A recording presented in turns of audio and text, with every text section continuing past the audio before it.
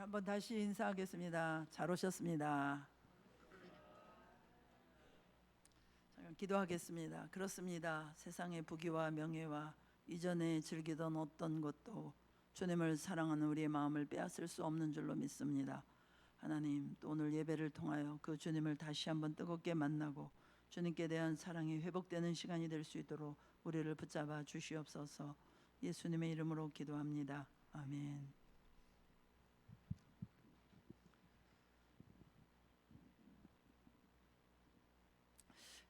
오늘 우리가 읽은 요한복음 12장 이후에 전개되는 말씀들은 한 주간의 예수님의 순환 사건입니다.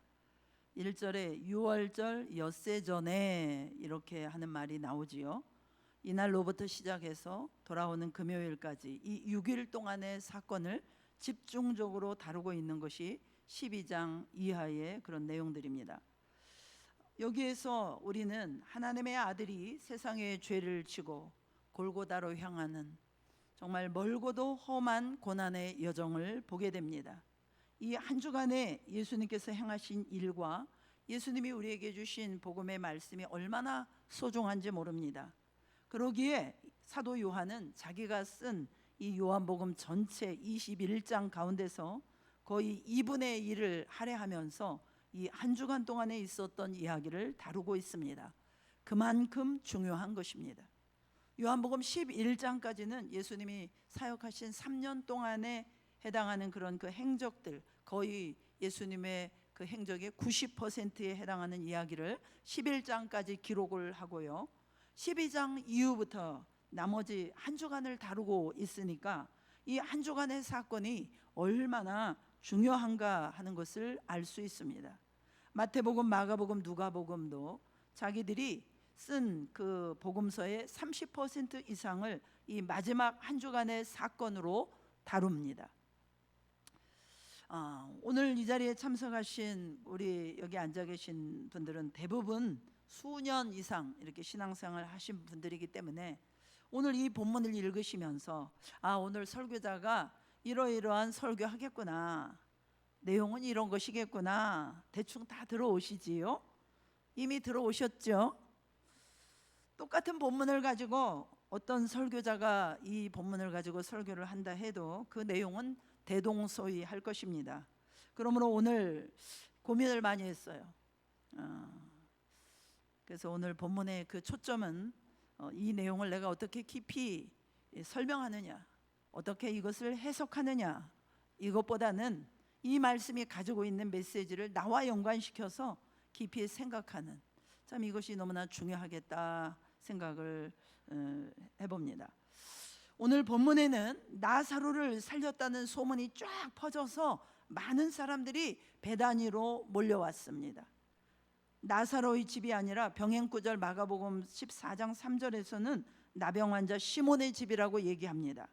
아마 한때는 나병 환자였는데 예수님을 만나서 기적적으로 고침을 받고 예수님의 은혜에 특별히 감격하고 있었던 그런 시몬이었는가 봅니다. 하여튼 그 잔치 자리에 나사로가 나오고 예수님을 따랐던 마르다, 마리아가 다 와 있던 상황이었습니다. 베다니에서 지금 예수님을 모시고 잔치하는 사람들, 저는 참 용기 있는 사람들이라고 생각합니다. 왜 그러냐 하면요, 지금 굉장히 어려운 상황입니다. 여러분 이미 9장 22절에서도 보셨지만 누구든지 예수님 편에 서서 예수님이 하나님의 아들이라고 하는 이런 말 한마디만 했다가는 유대 사회에서 완전히 그냥 외톨이가 돼버립니다. 불이익을 당할 수밖에 없습니다.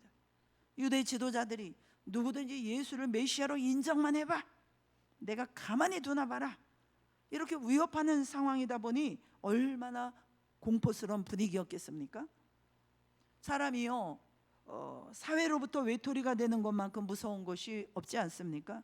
그런데도 불구하고 지금 예수님이 베다니에 와 계시는 이 기간에 예수님 편에 섰다고 한다는 것은 정말 용감한 사람들입니다.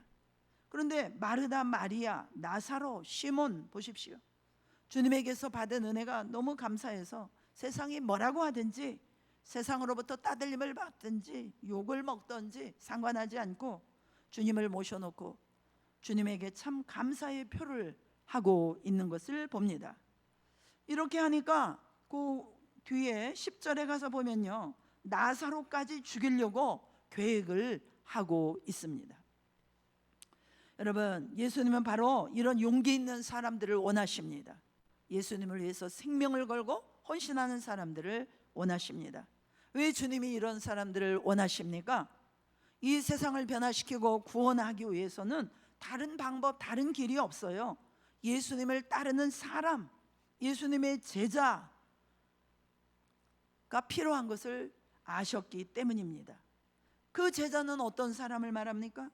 교회만 왔다 갔다 하는 사람이 아닙니다. 입으로 예수님을 믿는다 하고 고백만 하는 사람 아닙니다. 용기 있게 세상으로부터 완전히 버림을 당할지라도 예수만 따라가고 예수를 위해서 헌신하는 사람을 말합니다. 이것이 제자입니다. 그런 사람들, 예수님은 모든 족속을 제자 삼으라고 말씀하신 이유예요. 그렇기 때문에 여기에 등장하는 인물들은 우리가 관심 있게 살펴야 하는 사람들이죠. 먼저 마르다가 있습니다. 예수님을 위한 잔치가 열렸습니다. 그러니까 마르다는 부엌에 가서 일을 하고 있습니다. 얼마나 뒷손질이 많겠습니까? 성경에 보면 마르다는 늘 부엌에 있어요. 또 나사로가 있습니다. 죽었다가 살아난, 예수님 덕분에 새 생명을 얻은 사람 아닙니까? 그러니까 이 나사로는 말 한마디 안 하고 가만히 앉아만 있어도요, 사람들이 와서 보고, 와, 예수님이 살린 사람이 진짜 살아났네. 그냥 나사로는 가만히만 있어도 자연히 전도가 되는 사람이에요. 대단한 사람이지 않습니까? 여러분 중에도 그런 사람들이 있을 수 있습니다. 세상에서 술 많이 드시고 방황하시다가 극적으로 예수 믿고 돌아온 분들은 가만히만 있어도 술 친구들이 딱 보면 어쩌면 저렇게 개가천선했을까? 누구를 생각할까요? 예수님을 생각하는 거예요. 그런 면에서 극적으로 예수 믿고 돌아온 것도 필요한 것 같습니다. 또 하나 마리아가 나오죠. 3절에 보면 마리아는 자기가 아끼는 향유 옥합을 가지고 와서 예수님 발 아래 붓고 자기 머리털로 씻음으로써 오빠 나사로를 죽음에서 생명으로 인도하신 예수님께 감사를 표현하고 있습니다. 마리아는 마음에 뜨거움이 있었던 것 같습니다.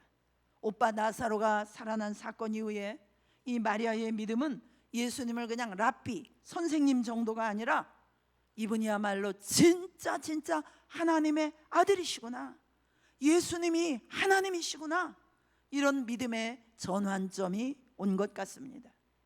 이 향유가 엄청난 값을 지닌 것임에는 틀림이 없지만 죽음과 생명 앞에서는 물질의 가치는 아무것도 아닌 하찮은 것으로 여기게 되었던 것이죠. 뿐만 아니라 자신의 머리털로 남의 발을 씻기는 것은, 이것은 그 당시 노예 행위였어요. 죽음의 문제에 부딪혔다가 생명을 경험한 마리아에게는 인격이라는 것이 더 이상 중요하게 생각되지 않은 거예요.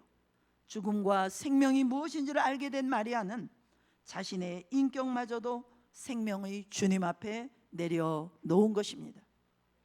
이 세 스타일의 헌신은요, 어느 것이 더 좋은 헌신이고 어느 것이 더 나쁜 헌신 아닙니다. 다 소중하고 중요합니다. 그럼에도 불구하고 우리는 특별히 마리아에게 주목하게 됩니다. 마리아는 우리의 관심을 끌고도 남습니다. 그 이유가 뭘까요? 병행구절 마가복음 14장 6절의 말씀과 오늘 본문 말씀을 같이 연결해서 보면은, 우선 먼저 예수님은 마리아의 행동에 대해서 내게 좋은 일을 했다, 이렇게 평가를 하셨습니다. 나한테 참 좋은 일을 했다, 이 말은 아름다운 일이다, 나에게 기쁨과 만족을 주는 일이다 라는 것입니다. 그러니까 예수님이 굉장히 흡족하게 생각하셨다는 것입니다. 예수님께서 마리아의 행위를 칭찬하신 것은요, 마리아가 값비싼 향유를 부었기 때문만은 아닙니다. 7절 말씀에 보니까 나의 장례식을 위해서 이 여인이 향유를 내 발에 부었다, 즉 이 헌신은 십자가 사건에 동참하는 일이다 라는 것입니다. 여러분, 그렇습니다. 장례할 날을 위해서 마리아가 향유를 주님의 발에 부었다고 하는 이 주님의 말씀은 좀 깊은 의미가 있는 것 같습니다. 뭘까요? 마리아가 예수님이 고난에 동참하려고 하는 그런 심정을 가지고 있었다는 것을 주님이 읽으신 것입니다. 예수님의 심정이 지금 굉장히 어렵습니다. 지금 너무너무 괴로움으로 가득한 심정이에요. 그 뒷구절에 27절에 가서 보면은 지금 내 마음이 괴로우니 무슨 말을 하리요? 아버지여 나를 구원하여 이 때를 면하게 하여 주옵소서. 그러나 내가 이를 위하여 이 때에 왔나이다. 여기서 예수님의 고민과 예수님의 갈등을 우리는 그대로 읽어볼 수가 있습니다. 일주일 후면은 십자가에 못 박혀 돌아가셔야 되는 그 자신, 어떻게 자기가 죽을 것인가를 빤히 내다보고 다 알고 계시는 주님, 그날을 놓고 카운트다운을 시작해서 한 발짝 한 발짝 십자가 앞으로 나가시는 주님의 마음. 여러분, 예수님도 사람이셨습니다. 그러므로 인간으로서 겪는 내면의 고통을 고스란히 다 겪고 계셨던 것입니다. 마리아는 이 예수님의 심정을 읽고 있었습니다. 그러므로 어떻게 하면 예수님의 마음에 기쁨을 드릴까? 어떻게 하면 위안을 드릴까? 그 생각을 한 것 같습니다. 그래서 자기에게 가장 좋은, 아끼고 있던 그 보물을 예수님께 바친 것입니다. 마리아는 어떻게 예수님의 마음을 이렇게 잘 읽을 수 있었을까요? 정확히는 모르겠지만은 성경을 통해서 보면 한 가지 힌트를 얻을 수 있습니다. 마리아는 항상 예수님 발 앞에 앉아 있는 여자였습니다. 성경에 보면은 마리아는 항상 예수님 발 앞에 있어요. 이 발 앞에 앉아 있다는 말은 우리나라 말로는 배우는 자세를 말합니다. 마리아가 예수님 발 앞에 앉아서 무엇을 기대했겠습니까? 예수님 입에서 나오는 참 생명의 말씀을 듣고 싶어 했던 것이죠. 와서 말씀을 듣고자 하는 그 마리아를 보시고 주님은 마음에 있는 이야기를 많이 하셨을 것 같습니다. 하나님 사랑에 대해서 이야기했을 것입니다. 십자가의 죽음에 대해서 아마 이야기하셨을지 몰라요. 그리고 어떤 면에서는 인간적으로 자기가 마음에 담고 있는 예수님의 그 감정을 털어놓았을지도 모릅니다. 평상시에 주님 말씀을 많이 듣고 알았으니까 주님의 마음을 이 마리아는 쉽게 이해한 것입니다. 그렇기 때문에 마리아는 예수님의 다가올 죽음에 대해서 자기가 함께 동참하기를 원했을 것입니다. 마리아의 행동에는 향유보다도 더 진한 예수님을 향한 사랑이 배어 있었습니다. 그렇죠, 여러분. 사랑하면 행동하게 됩니다. 사랑은 입으로 말만 하지 않습니다. 사랑하면 반드시 행동하게 되어 있어요. 이게 사랑의 속성입니다. 마리아의 사랑은 행동으로 말하는 사랑이었습니다. 사랑하면 최고의 것을 드리게 되어 있어요.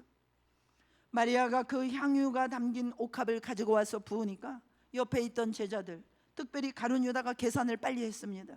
얼마라 그랬죠? 300데나리온. 하루 일당이 1데나리온이니까 요즘으로 말하면 노동자 연봉입니다. 계산을 해보면 2,500만 원에서 3, 4천만 원 정도 되지 않을까, 이렇게 생각을 합니다. 대단한 액수죠. 그것을 주님에게 부어드렸습니다. 왜 그랬을까요? 사랑의 속성은 값을 묻지 않는다 그랬죠? 사랑은 계산하지 않습니다. 사랑은 다 주는 것입니다. 값을 따진다면 그것은 사랑이 아닐 것입니다. 사랑은 절대로 값을 따지지 않습니다. 그리고 사랑은 항상 마음에 미안한 마음을 갖게 됩니다. 더 주지 못하는 미안한 마음, 이게 사랑의 마음입니다. 여러분, 그렇죠? 연애해 보셨죠? 연애할 때 다들 그러셨죠? 아까운 것 없이 다 주고 싶은 때가 있었잖아요. 그때 약간 헷가닥 하긴 했지만 살다 보니까 그렇게 할 만한 대상도 아닌데 제 얘기 아니에요.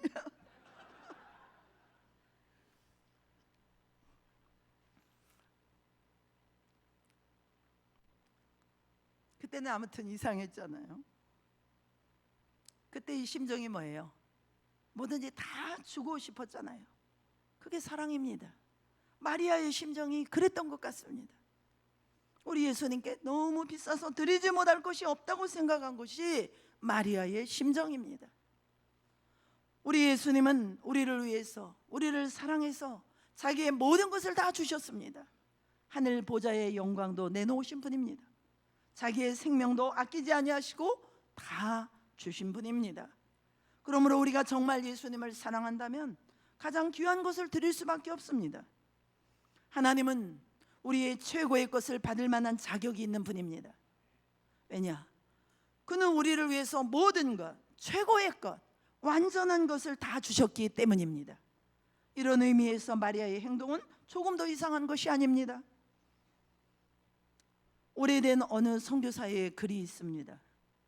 오래전 인도에서 선교 사역을 하시던 어느 미국 목사님이 어느 날 겐지스 강가로 나갔다고 합니다. 거기에 나가보니 한 여인이 두 아들을 데리고 강둑으로 걸어가고 있었어요. 인도에서 선교 사역을 오래 하면서 선교사님은 직감적으로 느끼는 것이 있었습니다. 저 여자가 두 아이 중에 하나 아니면은 둘 다 겐지스 강에 집어넣어서 신에게 제사를 드리려고 가는구나. 즉각적으로 잡히는 것이 있었어요. 그래서 이 선교사가 달려갔습니다. 그리고 부인을 붙들고 제발 그렇게 미련한 짓 하지 말라고, 그건 쓸데없는 일이라고, 왜 아이를 희생시키려고 하느냐 간청을 했지만 그 여인은 완강히 거절했다고 합니다. 너무 불쌍해서 아이들을 보니 한 아이는 아주 참하게 생긴 똘똘한 남자아이였고 또 한 아이는 몸이 불구인데 장님이었어요. 그 여인에게 아무리 설득을 해도 소용이 없는 줄 알고 선교사는 돌아왔습니다. 한참 있다가 궁금해서 또 강가로 나갔는데 그때 그 여인은 강둑에서 걸어 나오고 있었습니다. 두 아이 중에 하나는 눈에 보이지 않았어요. 한 아이만 데리고 걸어 나오고 있었습니다. 선교사가 가까이 가 보았습니다. 가보았더니 잘생기고 성한 아이는 없어지고 불구이고 장님된 아이만 데리고 돌아오는 것입니다. 너무 놀래가지고 아니 신에게 바치려면 눈 멀고 인생을 살아가기 어려운 저 아이를 바쳐야지 왜 잘생긴 아이를 바쳤나요? 하고 물었다고 합니다. 그랬더니 이 여인이 이렇게 대답을 했다고 합니다. 선생님, 미국에서는 어떤 신을 믿고 있는지 모르지만 여기 인도에서는 우리가 섬기는 신은 우리가 그에게 우리의 최선의 것을 드리기를 기대하고 있다고 우리는 배웠고 그렇게 믿고 있습니다. 그러므로 두 아이 중에 좋은 아이를 드려야지 덜 좋은 아이를 어떻게 드립니까? 하는 이야기를 했다고 합니다. 여러분, 저는 인도의 힌두교 신이 어떤 신인지는 잘 모릅니다. 그러나 그 신이 죄인을 구원하기 위해서 하늘의 보좌를 내버리고 이 세상에 오셨다는 이야기는 못 들었습니다. 그 신이 우리 죄인을 구원하기 위해서 우리의 생명 대신에 자기 생명을 십자가에 내어놓고 희생하신 분이라는 것은 못 들었습니다. 그럼에도 불구하고 그들은 드리면 최선의 것을 드려야 된다고 늘 생각했다고 합니다. 저와 여러분은 이런 이야기를 들으면 마음이 어떠십니까? 우리는 예수님을 믿는다 하면서도 너무나 매정하고 벌벌 떨고 너무 인색하지 않습니까? 하나님이 나를 그토록 사랑했습니까? 그래서 자기 아들 예수님을 십자가에 나 대신 희생시키고 나를 구원해 주셨습니까? 하나님이 영원한 생명을 나에게 선물로 주셨습니까? 내 모든 죄를 다 용서해 주셨습니까? 이 사실을 분명히 우리가 믿고 고백하고 확신한다면 뭔가 우리의 반응이 다를 수밖에 없을 것입니다. 사랑하는 성도 여러분, 인간이 진정으로 행복한 때가 언제인지 아십니까? 너무 사랑했기 때문에 아끼지 않고 다 내어놓을 때 사람은 가장 행복합니다. 그것이 자녀를 위한 것이든 남편을 위한 것이든 아니면 예수님을 위한 것이든 간에 내 마음이 너무 사랑이 끌어올라서 아까운 줄 모르고 값을 묻지 않고 다 줄 때 사람은 가장 행복합니다. 사람이 언제 가장 불행한지 아십니까? 움켜쥐고 내놓지 못하고 벌벌 떨고 있을 때 인간은 가장 불행하고 초라합니다. 저는 교회 안에도 두 부류의 사람이 있다고 생각합니다. 행복한 신앙생활을 하는 그룹입니다. 행복하게 신앙생활하는 사람들은요, 날마다 주님의 사랑에 감격합니다. 우리가 아까 불렀던 94장 주 예수보다 더 귀한 분은 없네, 이런 찬양을 부르면서 눈시울이 뜨거워지지 않습니까? 날마다 예수님의 사랑에 감격하는 거예요. 나 같은 죄인을 구원하기 위해 십자가에서 죽으시고 자기 생명을 다 바쳐주셨다고 하는 그 사실만 생각하면 그분을 향한 사랑이 항상 가슴에 차오르는 것입니다. 그러므로 어떻게 하면 그분에게 좀 더 기쁨을 드릴까, 그분에게 어떻게 더 좋은 것을 드릴까 하는 빚진 마음이 있게 됩니다. 그래서 주님이 기뻐하신다면 시간, 돈 아끼지 않습니다. 내 몸도 내 인생도 아끼지 않습니다. 기쁨으로 주님을 위해서 헌신하고 드리는 것입니다. 이런 사람들은요, 한 사람도 예외 없이 얼굴이 밝고 기쁨이 충만합니다. 신앙생활이 기쁨입니다. 그러나 신앙생활하면서도 어두운 사람이 있어요. 마음이 너무 인색합니다. 계산적으로 신앙생활합니다. 신앙생활하는 것을 늘 부담스러워합니다. 억지로 예배 나옵니다. 차라리 안 믿었으면 좋겠다는 생각을 하루에 한두 번씩 할지도 모릅니다.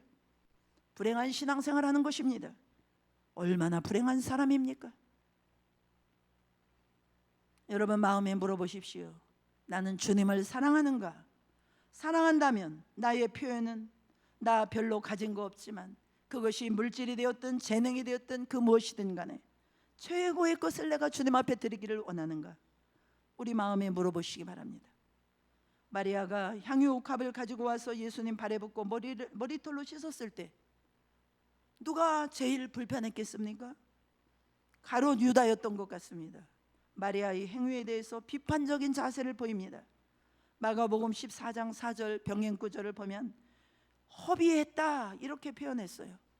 세상에 저걸 허비하다니, 저렇게 못쓰게 만들다니, 저렇게 낭비하다니, 세상에 정신이 있는 거야 없는 거야, 분이 나가지고 못 견딘 것입니다. 그러니까 자기도 모르게 가난한 자에게 주지 않고 무슨 짓이야 저게, 300데나리온이나 되는 저 거액을 저렇게 한순간에 다 쏟아가지고 말이야 없애버리다니, 자기 본색을 드러내는 것입니다. 왜 분노했습니까? 우리 5, 6절 말씀 다 같이 한번 읽어볼까요? 5절 6절 시작.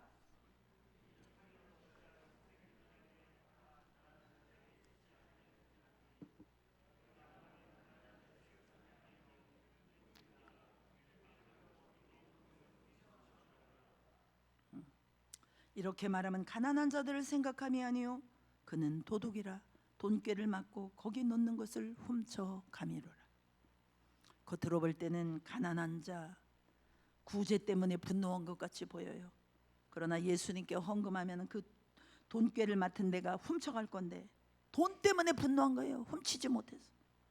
자기가 돈을 횡령할 수 있는 기회를 놓쳤기 때문입니다. 팔아가지고 가난한 자들 구제하지, 말은 멋져요. 입으로는 자선을 외치지만 속에는 악한 욕심을 숨기고 있는 사람입니다. 입으로는 군자의 말을 하지만 속으로는 무서운 계산을 하고 있는 탐욕의 사람입니다. 이런 사람의 눈에는 모두가 다 허비하는 것이고 낭비하는 것으로밖에 보일 수 없는 것입니다. 가룟 유다는 겉다르고 속다른 사람일 뿐만 아니라 이 사람은 자기 생각을 포기한 적이 없습니다. 예수님을 3년 동안 따라다녔지만 자기 생각이 굳어져 있습니다. 자기 생각을 절대로 포기하지 않습니다.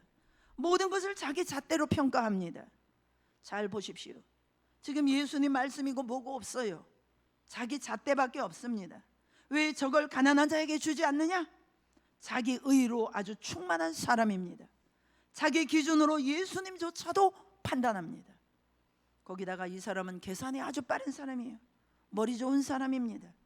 향유 냄새만 맡고도 저 정도면 300데나리온 되는 거를 알아요. 인도산 나드 저 정도면 300데나리온 딱 보면 계산 나오는 거예요. 그러나 예수님에 대한 사랑은 없습니다. 자기밖에 없습니다. 자기밖에 없습니다. 믿어도 자기 때문에 믿는 거고, 봉사를 해도 자기 때문에 하는 거고, 자기가 공격당하거나 자기 뜻이 꺾이는 것에 대해서는 분노하고 못 견뎌하는 것입니다. 신앙생활하면서도 이런 성향의 사람들이 있을 수 있습니다.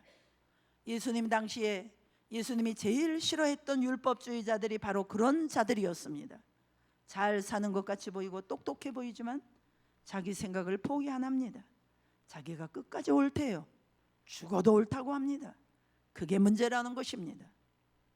이런 가룟 유다에게는 예수님의 가치가 굉장히 평가절하되고 있어요. 예수님께 향유가 아니라 물 갖다 붓는 것도 아까운지 모르겠어요. 저는요, 이 가룟 유다 보면 진짜 화가 납니다. 어차피 팔더라도 왜 이렇게 싸게 팔아요? 은 30에 예수님을 팔았습니다. 말이 됩니까? 그 고귀한 예수님을 랍비로 친다고 하더라도 이 랍비 대신 예수님을 기왕 팔려면 한 300만 불 정도 팔았다 그러면 이 팔아먹은 놈 나쁜 놈이지만은 그래도 예수님 가치를 알긴 아는구나, 그렇게 생각할 거 아닙니까?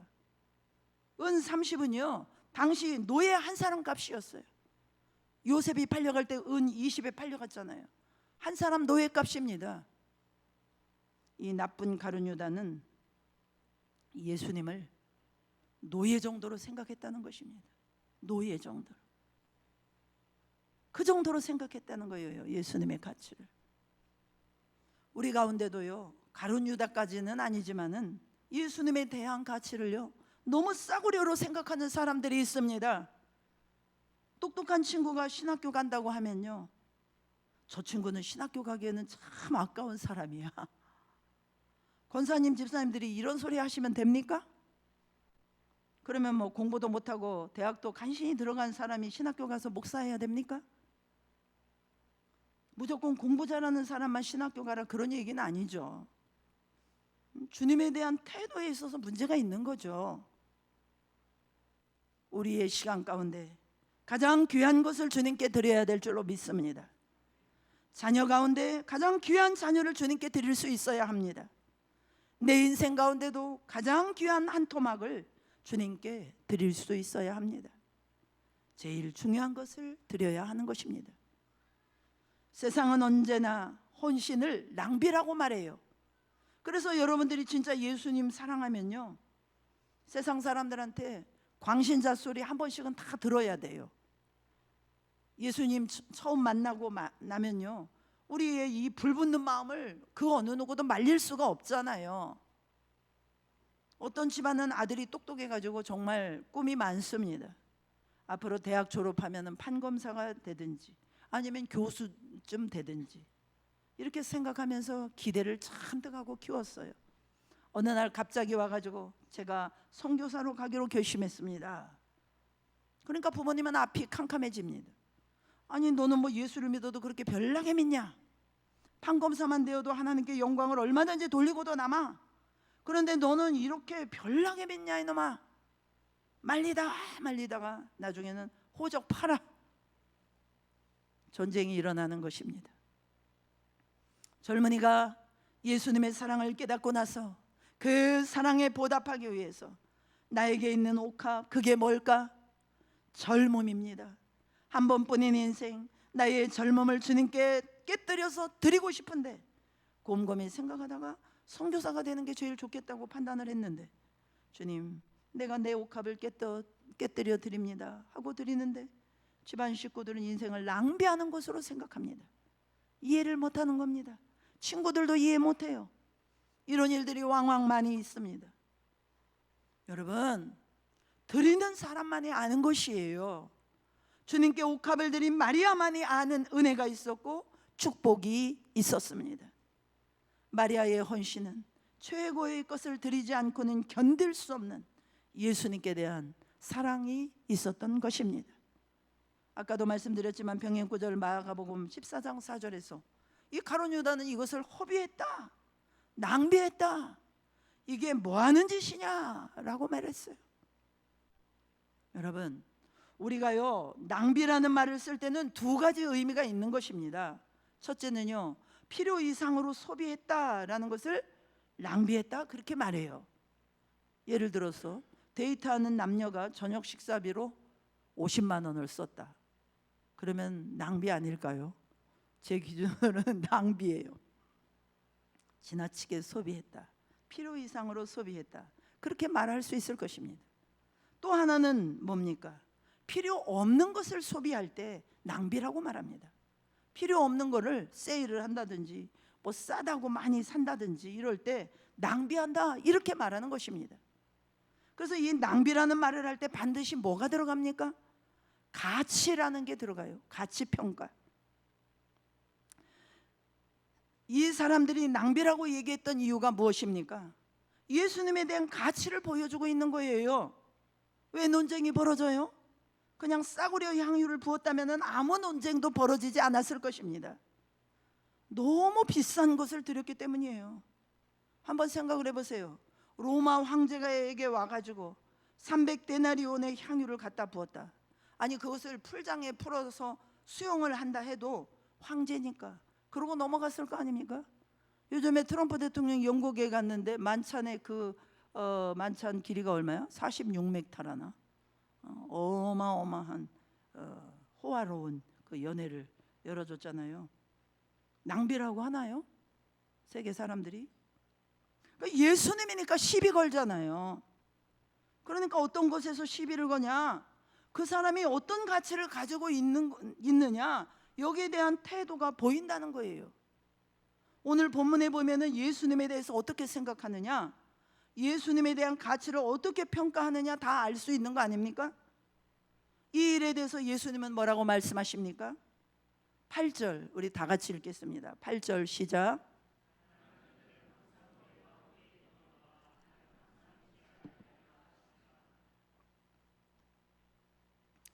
여러분, 예수님을 향한 사랑은 구제보다 앞선다는 것입니다. 마음을 다하고 뜻을 다하고 목숨을 다하고 하나님을 사랑하라, 이것이 첫 번째입니다. 순서를 바꾸면 안 됩니다. 마리아는 예수님이 죽음을 염두에 두고 같이 죽고 싶지만 그럴 수 없다는 것을 알고, 그럼에도 불구하고 그는 예수님의 고난, 예수님의 그런 죽음에 조금이라도 동참하고 싶어 했습니다. 예수님이 겟세마네 동산에 올라가서 기도하실 때, 마음이 번민하고 슬퍼하여 죽게 되었을 때, 너희들은 나와 함께 자지 말고 좀 깨어 있어 줘라, 이렇게 부탁을 했어요. 너희들이 말이야 눈만 뜨고 있어도 내가 위로가 되겠다, 그렇게 부탁을 했지만 제자들은 다 자버렸습니다.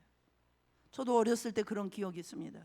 너무나 제가 아파가지고 잠을 자지 못하고 있을 때 누군가가 옆에서 잠을 자지 않고 저와 함께 있어줄 때 얼마나 고맙고 위안이 되었는지요.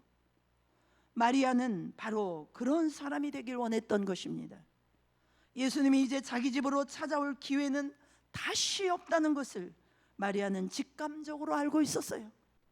이게 마지막 기회구나. 이때 내 사랑을 표현하고 주님의 고난에 함께하고 있다는 것을 내가 예수님께 표현해 드려야지. 그래서 그것을 드렸는데 가난한 자에게 주지 아니하고 왜 거기다 쏟아붓냐고 옆에 사람들이 비난하는 것입니다. 여러분, 마리아는 때를 놓치지 아니하고 때에 맞게 자기의 것을 주님께 드리려고 했습니다. 기억하십시오. 헌신할 수 있는 기회가 항상 있는 것이 아닙니다. 예수님을 사랑하고 예수님을 기쁘시게 하고 예수님을 예배하고 헌신하는 기회가 마냥 있는 것이 아닙니다. 또한 예수님을 사랑하는 것과 가난한 자를 위하는 것을 동등하게 보시면 안 됩니다. 예수님을 예배하는 것과 가난한 자를 구제하는 것의 우선순위를 혼동하면 안 됩니다. 예수님의 영광과 사회복지를 동일하게 다루시면 안 됩니다. 이런 면에서 마리아는 우리에게 아주 중요한 교훈을 주고 있다고 믿습니다. 마지막으로, 여러분 인도의 간디를 아십니까? 인도의 간디가 얼마나 위대한지 저는 잘 모릅니다만, 그러나 인도 사람에게는 대단한 사람이었다고 합니다. 글을 놓고 쓴 자서전이 400권이 넘습니다. 그의 어록만 해도 80권이 넘습니다. 1948년 1월 어떤 미치광이한테 피살당했다는 소식이 전해지자 인도 전역에서 간디를 따라서 자살한 사람이 많이 잡으면 100만에서 200만, 작게 잡으면 20만에서 60만이라고 합니다. 그 많은 사람이 간디를 따라서 생명을 바쳤습니다. 여러분, 진정 내 마음을 드리는 대상, 정말 내가 사랑하는 대상이면 아까운 것이 없는 것이에요. 가장 최고의 것을 바쳐도 더 바치고 싶어하는 것입니다. 간디 같은 사람을 위해서도 생명을 바치는 그런 사람이 수십만 명이라고 한다면, 오늘 이 세상에 오셔서 나 대신 죄인 되셔서 십자가에 죽으신 예수 그리스도, 그분을 사랑을 온통 한 몸으로 받고 있다고 입으로는 고백하는 사람들이 헌신하기는 기피하고 있지 않습니까? 오늘날 이것이 교회의 현상입니다. 주님은 교회가 많은 사람이 모이는 거 원치 않습니다. 마리아처럼 주님을 사랑하는 마음으로 헌신하는 자들을 원하고 있습니다. 사랑하는 성도 여러분, 그런 인생 살다가 주님 앞에 서고 싶으시지 않습니까? 예수님을 진짜 사랑하십니까? 주님을 사랑한다면 나의 사랑의 표현은 어떤 것입니까? 헌신적입니까? 아직도 편리함만을 추구하며 이기적입니까? 사람은 자신이 가장 귀하게 여기는 것을 어디에 쓰느냐에 따라 그 인생의 방향이 결정됩니다. 어떤 이는 돈을 쌓아두는데 내 인생을 걸고, 어떤 이는 명예와 권력에 전부를 바칩니다. 어떤 이는 오직 나의 즐거움을 위해서 인생을 겁니다. 그러나 그것들은 영원하지 않습니다. 오늘 본문 속에 마리아는 자신이 가진 가장 귀한 나드 향유를 예수님의 발 아래 부었습니다. 사람들은 낭비라고 말했지만 예수님은 그것을 기념할 만한 헌신이라고 하셨습니다. 마리아의 헌신을 통해서 참된 예배와 믿음의 삶을 배워야 할 것입니다. 이 한 주간 성령께서 여러분의 마음속에 되새기게 하시고, 만약에 우리에게 마리아와 같은 사랑과 헌신된 자세가 부족하다면 하늘로부터 문을 여시고 예수님의 사랑을 우리 마음에 풍성히 부어주시고, 그 사랑에 젖어들고 그 사랑으로 감격해서 우리의 남은 생이 얼마 되는지는 모르겠지만 하나님의 영광을 위하여, 주님의 복음을 위하여 아름다운 제물이 될 수 있기를 축복합니다. 우리 찬송하면서 기도하면서 하나님 앞에 우리 자신을 드리는 그런 시간을 갖겠습니다.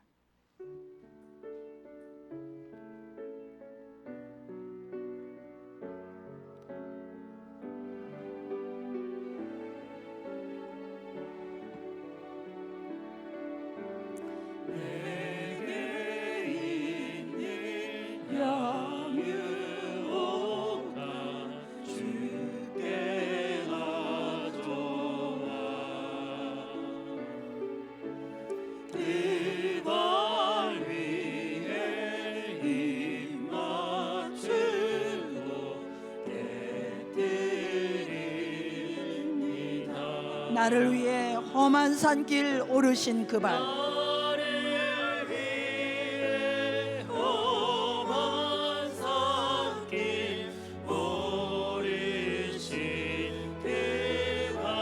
걸음마다 크신 사랑 새겨놓았네.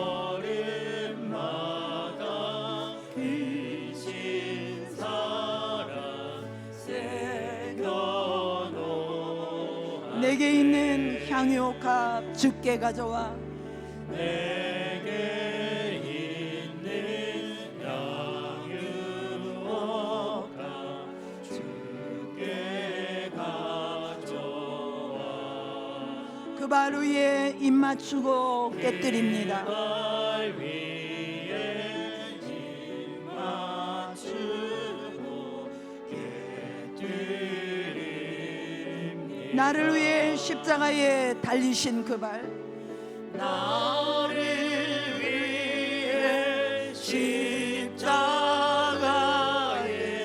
달리신 그 발, 흘린 피로 나의 죄를 대속하셨네. 흘린 피로 나의 죄를 대속하셨네. 내게 있는 향유옥합 주께 가져와. 내게 있는 향유옥합 주께 가져와. 그 발 위에 입 맞추고 깨뜨립니다. 그 발 위에 입 맞추고 깨뜨립니다. 주님 다시 이 땅 위에 임하실 그때, 주님 다시 이 땅 위에 임하실 그때, 주의 크신 사랑으로 날 받아주소서. 주의 크신 사랑으로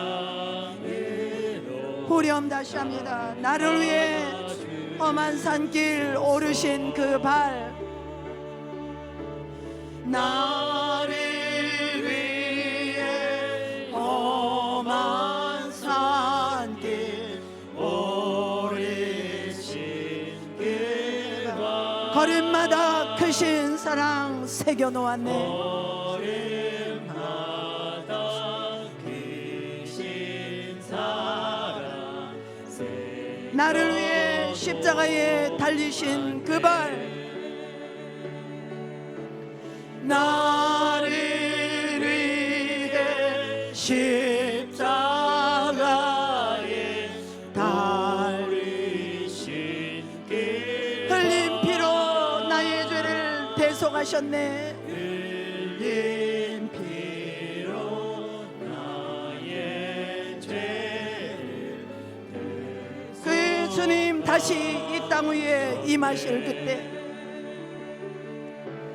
주님 다시 이 땅 위에 임하실 그때 주의 크신 사랑으로 날 받아주소서. 주의 크신 사랑으로 날 받아주소서. 날 받아주소서. 받아주소서. 우리 함께 기도하는 시간 갖기를 원합니다. 하나님, 그렇습니다. 우리가 하나님의 사랑을 온통 받고 살면서도 우리가 너무나 주님 앞에 우리의 마음을 드리지 못하고 인색했습니다. 사랑이 아닌 것들을 사랑하다가 너무나 많이 상처받았습니다. 우리의 남은 인생 주님 앞에 온전히 드리기를 원합니다. 우리 자신을 주님 앞에 드리기를 원합니다. 고백하며 나가시겠습니다. 다 같이 기도하시겠습니다. 아버지 감사드립니다. 오 할렐루야. 하나님 감사합니다. 오 할렐루야. 하나님 감사합니다. 아버지, 주께서 우리를 어떻게 사랑하셨습니까? 하나님, 아버지 하나님, 십자가 주시고 오르신 그 험한 아버지 십자가의 길을 오늘 우리가 생각합니다. 오 할렐루야. 하나님 아버지, 저희들을 불쌍히 여겨 주시옵소서. 아버지, 우리가 하나님께 대한 사랑의 마음이 너무나도 부족합니다. 하나님, 저희들을 불쌍히 여겨 주시옵소서. 오 할렐루야. 아버지 하나님, 역사하여 주시옵소서. 오 할렐루야. 하나님, 불쌍히 여겨 주시옵소서. 오 할렐루야. 하나님, 불쌍히 여겨 주시옵소서. 오 아버지, 우리가 사랑이 아닌 것들을 사랑하다가 아버지 많은 상처를 받았습니다. 우리의 남은 인생 낭비하지 않게 하여 주시옵소서. 하나님 앞에 전부 드리게 하여 주시옵소서. 아버지, 오 할렐루야. 아버지 하나님, 도와주시옵소서. 아버지, 우리가 주님만을 예배하기 원합니다. 주님만을 구하기를 원합니다. 주님만을 사랑하기를 원합니다. 아버지, 우리의 사랑이 너무나 부족합니다. 하늘의 문을 여시고 하나님의 사랑을 우리 마음에 부어주셔서 십자가의 그 사랑 알게 하여 주시옵시고, 이제는 아버지 하나님 그 주님을 사랑하기 때문에 아버지 하나님 아낌없이 우리의 삶의 전부를 드리며 하나님을 사랑하고 섬길 수 있도록 도와주시옵소서. 아버지, 우리가 그 사랑 깨닫게 하여 주시옵소서. 그 사랑 깨닫게 하여 주시옵소서. 아버지, 역사하여 주시옵소서. 이 시간에 특별히 문제 있으신 분들, 또 몸이 아프신 분들 손을 얹고 다 같이 기도합니다. 할렐루야. 하나님 감사합니다. 특별히 당신의 사랑하는 백성들 가운데 아버지 여러 가지 문제로 인하여 고통을 겪고 있는 자들이 있습니까? 하나님, 육신의 질병, 마음의 질병으로, 영적인 질병으로 하나님 묶임 가운데 있습니까? 하나님 아버지, 주님을 사랑하는 마음을 회복시켜 주셔서 하나님을 사랑하며 아버지 자신을 드릴 때, 먼저 그 나라와 그 일을 구할 때 하나님 아버지 모든 문제들이 풀려지는 역사가 일어나게 하시고 모든 연약한 질병들이 치료되는 역사가 일어나게 하여 주시옵소서. 나사렛 예수 그리스도의 이름으로 말미암아 완악하고 교만한 마음이 깨질지어다. 교만한 마음이 깨질지어다. 오 아버지, 육신의 모든 질병은 떠나갈지어다. 뇌의 질병은 떠나갈지어다. 아버지 심혈관 질환 떠나갈지어다. 신경계통 질환 떠나갈지어다. 아버지 혈관계통 모든 질환들 떠나갈지어다. 뼈 질환들 떠나갈지어다. 우울증 떠나갈지어다. 정신적인 질병 떠나갈지어다. 정신적인 모든 질병 떠나갈지어다. 영적인 모든 질병 떠나갈지어다. 모든 죄악의 묶임들은 풀어지고 떠나갈지어다. 깨질지어다. 아버지 이 나라의 민족 가운데 모든 흑암의 권세가 깨지게 하여 주시고 공산주의 악한 영이 깨지게 하여 주시옵시고 아버지 하나님의 공의와 정의가 살아 역사할 수 있도록 도와주시고 아버지 목회자들이 하나님을 사랑하고 하나님 아버지 주님 앞에 더욱 헌신할 수 있도록 도와주시옵시고 아버지 저희 교회가 아버지 하나님의 영혼들을 품고 기도하는 교회가 되게 하여 주시옵시고 하나님이 가장 기뻐하시는 영혼 살리는 일에 아버지 헌신하는 교회가 될 수 있도록 하나님 축복하여 주시옵기를 간절히 바라옵고납니다. 하나님 인도하여 주시옵소서.